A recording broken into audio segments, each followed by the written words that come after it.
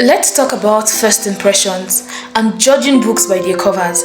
Why do you think that even after so much emphasis on the phrase, do not judge a book by its cover, people still judge books by their covers? Why do you think writers do so much trying to make sure that their book covers are so nice? Because they know that human beings are wicked, and immediately they just look at the cover and it's not enticing enough, they decide to not read it. Decide that, okay, I'm not doing this. But then, is it actually right to judge a book by its cover?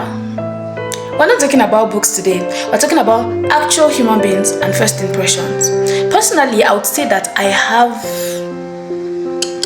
people people around me have told me that they had the most terrible first impressions of me when they first met me.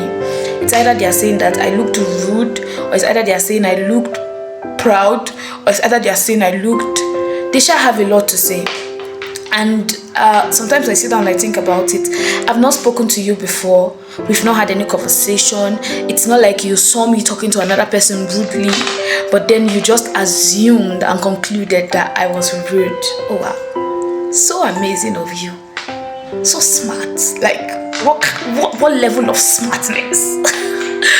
So crazy thing is that I just look at them and I'm like, okay, but what do you have to say about me now? And they're like, you're absolutely you're the complete opposite.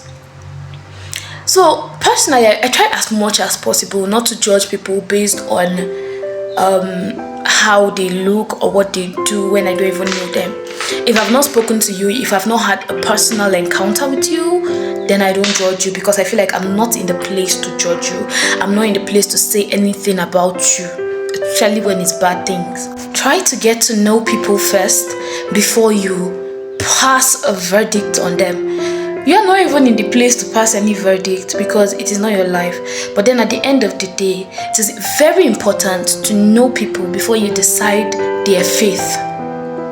That's if you can even decide their faith. You are not Jesus, I beg. But then yes, since you feel that you are Jesus' second right-hand person and you can judge people, try to get to know them first before you pass those judgments. That's the least you can do. Please share in the comments if you've ever been in this kind of situation where somebody just sees you and concludes rubbish about you.